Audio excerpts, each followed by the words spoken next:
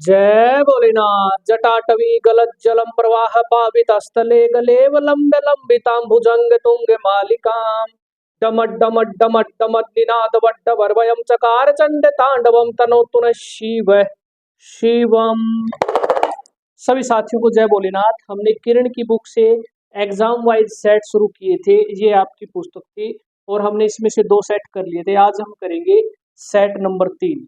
Set number 3 जो है वो आपका रहेगा पटवारी परीक्षा 15/4/2016 को जो हुई थी वो। तो चलिए शुरुआत करते हैं। स्क्रीन के ऊपर पहला क्वेश्चन देखो, इसमें क्या रखा है, एक व्यक्ति की आयु अपने बेटे से 4 गुनी है। देखो, इससे 4 गुनी है फादर की आयु और 20 साल के बाद इसकी आयु, इसके फादर की आयु 2 गुना हो जाती है। देखो, इस टाइप के क्वेश्चनों को ऑप्शन से कर लिया करो। पहला ऑप्शन देखो, 40 और 10 दे रखी है। देखो, अगर हम रेशियो निकालते हैं तो 4 गुना बन जाती है। एक तो जो कंडीशन है सेटिस्फाई हो जाती है। 20 साल के बाद फादर हो जाएगा 60 साल का और ये जो लड़का है 30 साल का, तो इनका देखेंगे रेशियो कितना हो जाएगा, आयु यहाँ से 2 गुनी। तो इसका मतलब ये जो ऑप्शन है ये सेटिस्फाई करता है और आप आंसर लगा दो। करना चाहो तो देखो इसको हम कैसे करेंगे। ये जो डिफरेंस होता है ना यहाँ से यहाँ का और 4 और 2 का, ये डिफरेंस हमने बराबर करना है। तो यहाँ पर 1 में से 1 माइनस करेंगे तो 0, यहाँ से करेंगे तो 2 आएगा। तो ये डिफरेंस बराबर होना चाहिए। डिफरेंस बराबर कैसे करेंगे, 2 का और 1 का डिफरेंस लेना है। 2 और 1 का डिफरेंस कितना होता है 1, और इसे 1 को इसमें गुणा कर देना दोनों में। ठीक है, 4 और 1 का हम डिफरेंस लेंगे, कितना है 3, 3 को यहाँ पर गुणा कर देना है दोनों में। अब ये क्या हो जाएगा, गैप बराबर हो जाएगा। देखो यहाँ पर ये हो जाएगा ऊपर 4, रेशियो में ले लेते हैं ये 1, यहाँ हो जाएगा 3 दूनी 6 और रेशियो हो जाएगा 3। अब देखो 1 से 3, 2 का गैप आ गया 2 साल और यहाँ से 2 साल का गैप आ गया, गैप बराबर हो गया। तो जो 2 साल के बाद जो है ना, देखो इसका मतलब क्या है, पुत्र की आयु 1 वर्ष है और 2 साल के बाद 3 हो जाती है। अकॉर्डिंग टू क्वेश्चन यहाँ पर 20 साल के बाद है, तो यहाँ पर कितने गुना है ये 10, तो दोनों में गुणा कर देंगे 10, ये हो जाएगा 40 साल का और इसमें 10 से गुणा करेंगे तो ये हो जाएगा 10 वर्ष। 20 साल के बाद पूछता तो यहाँ पर हम डायरेक्ट गुणा कर सकते थे। 10 को 6 में गुणा करेंगे तो ये 60 साल का हो जाएगा और 10 या 30, ये 30 वर्ष। सिंप्लीफिकेशन का क्वेश्चन, इसको सोल्व करना। देखो यहाँ पर 0 के बाद 3 पॉइंट है, यहाँ पर 0 के बाद 3 अंक है, तो इस पहले इसको सोल्व करते हैं। इसमें से ये माइनस करेंगे तो इसमें से ये माइनस करेंगे तो आ जाएगा 0.669, इसको माइनस कर लेना एक बार। इसमें से ये माइनस करेंगे तो बचेगा कितना 0.417। अब इसमें से क्या करना है, ये माइनस कर देना है आपने, क्योंकि ये छोटा है ये बड़ा है। तो 0.3983, तो यहाँ 0 लगा लेंगे। इसमें से ये माइनस करेंगे तो 0.0187, ये आंसर आ जाएगा ऑप्शन नंबर 4। एक पुस्तकालय में रविवार के दिन आने वालों का औसत संख्या 510 है। देखो 510 है जो रविवार को आने वालों की संख्या, तथा अन्य दिनों में 240 है। तो अन्य दिनों में कितनी है 240। रविवार से आरंभ होने वाले किसी 30 दिनों के माह में प्रतिदिन आने वालों का औसत संख्या क्या होगी। देखो अगर कोई भी महीना रविवार से शुरू होता है तो इसका मतलब उस महीने में रविवार कितने आएंगे, 5 रविवार आएंगे। और रविवार को आने वाला औसत कितना है 510, तो इसको हम 5 से गुणा कर देते हैं क्योंकि रविवार को आते हैं और एक महीने में रविवार कितना आएगा 5 बार आएगा, क्योंकि रविवार से महीना शुरू होता है। तो ये हो जाएगा, इसको मल्टीप्लाई करेंगे तो 2550। ठीक है, 5 0 5 1 5 5 5 25, 2550।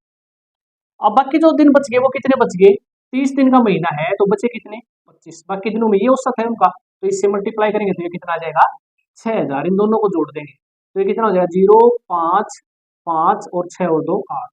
कुल 30 दिन में आने वालों की संख्या हमें पता है ये है, और कुल कितने दिन है 30 दिन है। तो डिवाइड कर देंगे तो पूरे महीने का पता चल जाएगा। 3 दूनी 6, 3 8 24 और 3 5 15। तो आंसर क्या आ जाएगा ऑप्शन नंबर 3 285। 100 से 200 के मध्य में जितनी भी विषम संख्याएं आती है उनका योग बताना है। देखो इस क्वेश्चन को करने का सबसे बेस्ट तरीका बताता हूँ। जैसे अगर मैं कहूँ 1 3 5 7 9, इनका योग बताओ, तो हम क्या करते थे 1 2 3 4 5 संख्या है तो 5 का स्क्वायर करते थे और ये योग आ जाता था 25। इनको जोड़ेंगे तो कितना आ जाएगा 25। देखो ये लगातार विषम संख्याओं का निकालते हैं हम, जितनी भी नंबर ऑफ टर्म है उसका स्क्वायर कर देते हैं। तो हम इस क्वेश्चन में क्या करेंगे, 1 से लेकर पूरी 200 तक की विषम संख्याओं का योग निकालेंगे। 1 से लेकर 200 तक विषम संख्याएं बनती हैं 100, इसका करेंगे स्क्वायर तो ये आ जाएगा 10,000।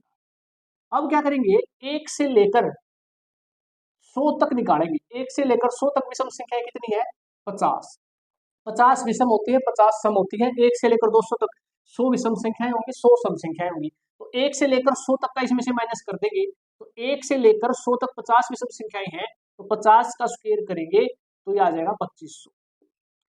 इसमें से क्या करेंगे, देखो 1 से लेकर 200 तक विषम संख्याओं का योग हमें पता चल गया 10,000 है, और 1 से लेकर 100 तक पता चल गया 2500 है, तो इसमें से ये माइनस कर देंगे तो बचेगा कितना, 7500। ये आ जाएगा 200 से लेकर 100 से लेकर 200 तक विषम संख्याओं का योग। इस तरीके से निकाल देना है। हमने क्या करना है, फॉर्मूला हमारे पास लगातार संख्याओं का होता है, विषम संख्याओं का योग कैसे निकालते हैं, नंबर ऑफ टर्म जितने भी है उसका स्क्वायर कर देते हैं। दो स्टेशन दे रखे हैं ए और बी, इनके बीच की दूरी है 110 किलोमीटर। यहाँ से एक ट्रेन ए से 7 बजे चलती है सुबह 20 किलोमीटर प्रति घंटा की रफ्तार से बी की ओर, और बी से 8 बजे चलती है 25 की स्पीड से ए की ओर। तो कितने बजे दोनों यहाँ पर ये मिलेगी, ये बताना है कि दोनों किस समय पर मिलेगी। देखो जब भी ट्रेनें एक दूसरे की ओर आती हैं विपरीत दिशा में, इस तरीके से आती है ना, तो चाल क्या होती है, जुड़ जाती है, उसको सापेक्ष चाल बोलते हैं। पहली बात तो ये है कि ये जो ए ट्रेन है ना, ये 7 बजे चलती है और ये 8 बजे चलती है, तो इसका मतलब ये 1 घंटा पहले चलती है 20 से, तो ये 1 घंटे में कितनी दूरी तय कर लेगी, 20 की स्पीड है इसकी 20 किलोमीटर प्रति घंटा, तो 1 घंटे में 20 किलोमीटर चली जाएगी, तो कुल 110 किलोमीटर की दूरी है। इसमें से हम 20 माइनस करेंगे तो बचेगी कितनी, 90 किलोमीटर। तो यहाँ तक ये चल लेगी पहले 1 घंटे में। अब ये जो डिस्टेंस बचेगी ना, ये 90 किलोमीटर है, ठीक है। अब ये यहाँ पर जो ट्रेन ए है ये 8 बजे तक पहुंच जाएगी 1 घंटे में, इस तरीके से। अब दोनों क्या करेंगे, विपरीत दिशाएं में इस तरीके से आती है, तो चाल जुड़ जाएंगे, 20 और 25 कितना हो जाएगा, 45। तो देखो कुल दूरी कितनी रहेगी, 90 किलोमीटर की, और स्पीड क्या रहेगी, सापेक्ष चाल 45 किलोमीटर प्रति घंटा, तो 45 दूनी 90।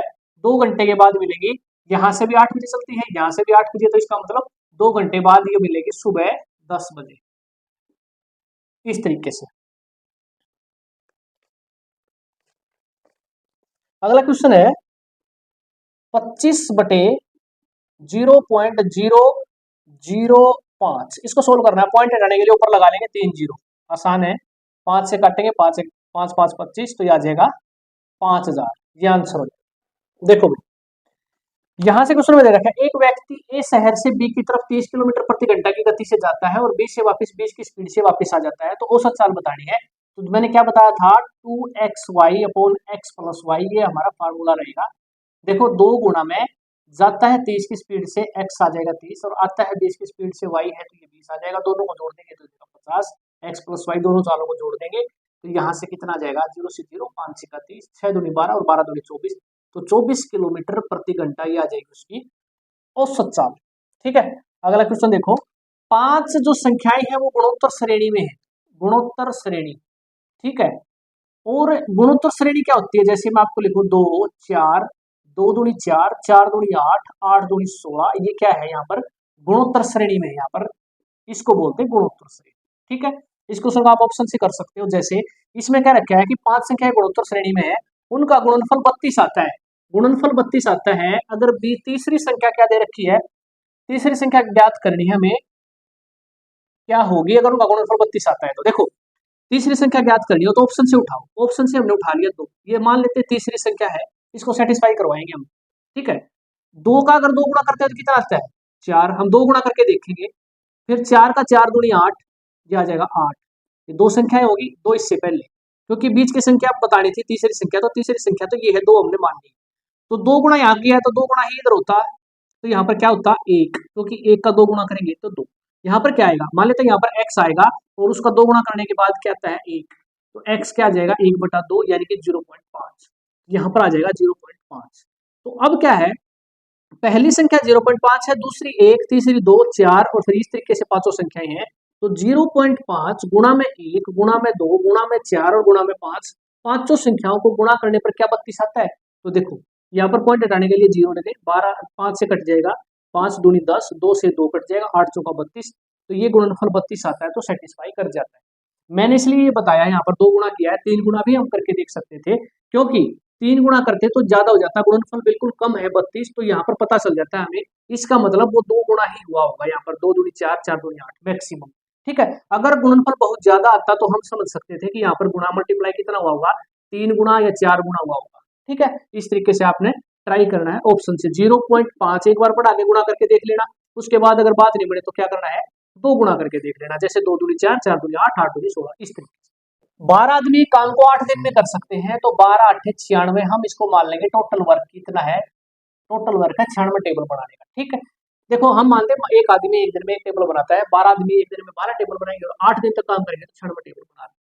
अब इन 12 आदमियों ने 3 दिन तक लगातार काम किया है स्टेटमेंट के अकॉर्डिंग, उनके कार्य आरंभ करने के 3 दिन बाद 3 आदमी आ जाते हैं और आ जाते हैं, तो इन 3 दिन काम कराया है, तो 12 आदमियों का 3 दिन का काम कितना आ जाएगा, एक आदमी एक टेबल बनाते हैं, 12 आदमी एक दिन में 12 बनाएंगे और 3 दिन में 12 तिया 36 टेबल इन्होंने बना दी है और बचेगी 60। अब 3 आदमी और आगे, 12 आदमी थे 3 और आगे, तो कितने हो जाएंगे 15। 15 आदमी इन 60 टेबल को कितने दिन में बना देंगे, तो 15 से डिवाइड कर देंगे, 15 चौका 60, तो आंसर क्या जाएगा। शेष कार्य अब वे मिलकर कितने दिनों में करेंगे, शेष कार्य मानी 60 टेबल कितने दिन में करेंगे, 4 दिन में बना देंगे। अब देखो कौन सा भिन्न 7/8 से तो छोटा है और 1/3 से बड़ा मान रखता है। देखो सबसे पहले क्या करेंगे, इसको हम 8 और 3 का एलसीएम लेंगे 24, तो 24 को दोनों में गुणा करेंगे, तो 8 तिया 24, तो कितना आ जाएगा 21, और इससे करेंगे तो 3 8 24। अब ये भिन्न की बजाय हमने पूर्ण अंक में ले लिया 21 और 8। ठीक है, ऑप्शन देखो 1/4 और यहां दे रखा था 23/24 और 11/12 और दे रखा है 17/24। देखो 4 12 24 24 कैल्शियम 24 आएगा, तो सबको 24 से गुणा करेंगे तो ये आ जाएगी 23। ठीक है, ये संख्या 24 से गुणा करेंगे तो आ जाएगा 17, इसको 24 से गुणा करेंगे तो 12 दूनी 24, ये आ जाएगा 22, इसको 24 से करेंगे तो 4 6 24, ये आ जाएगी 6। देखो सवाल में क्या पूछ रखा था, 7/8 से छोटा, 7/8 से छोटा यानी कि 21 से छोटा इसमें कौन सा है। देखो ये 23 बड़ा है, ये भी आंसर नहीं होगा, ये भी नहीं होगा, और 7 की, ठीक है 21 से 7/8 से छोटा, तो 21 से छोटा कौन सा है, ये आ जाएगा 17। ये है 21 से 7/8 से छोटा है और 1/3 यानी 8 से बड़ा भी है, 8 से बड़ा भी है, और 7/8 यानी 21 से क्या है छोटा भी है, तो ये सेटिस्फाई कर जाता है। इस तरीके से आप क्वेश्चन निकाल सकते हो। अदरवाइज आप क्या करते, 7/8 और 1/3 करते ना, तो इसको हम डिवाइड करते तो पॉइंटों में आता। ठीक है, इस तरीके से पॉइंटों में निकालते तो फिर दिक्कत आ जाती है आपको। इस तरीके से आपने एलसीएम मान के ये पूर्ण अंक में ले लेने हैं, 7/8 की बजाय आप 21 मान लोगे, 1/3 की बजाय 8 हो जाएगा। इस तरीके से हमने इनका एलसीएम ले लिया, एलसीएम लेने के बाद ये आ जाएंगे 23 6 22 17, आसानी से बता सकते हैं कौन सा बड़ा कौन सा। ठीक है, तो ये थी आज आपकी क्लास। एक क्वेश्चन आपका इसमें से रह जाता है, उसको मैं बाद में करवाऊंगा, उसमें थोड़ा डाउट है क्वेश्चन में। ठीक है, तो प्रैक्टिस करते रहिए, टेलीग्राम ग्रुप पर मैं आपको डालता रहूंगा, ये आज डाल दूंगा। ये सेट नंबर 3 और तैयारी आपने अच्छे तरीके से करनी है और कमेंट में जरूर लिख देना है। जय भोलेनाथ।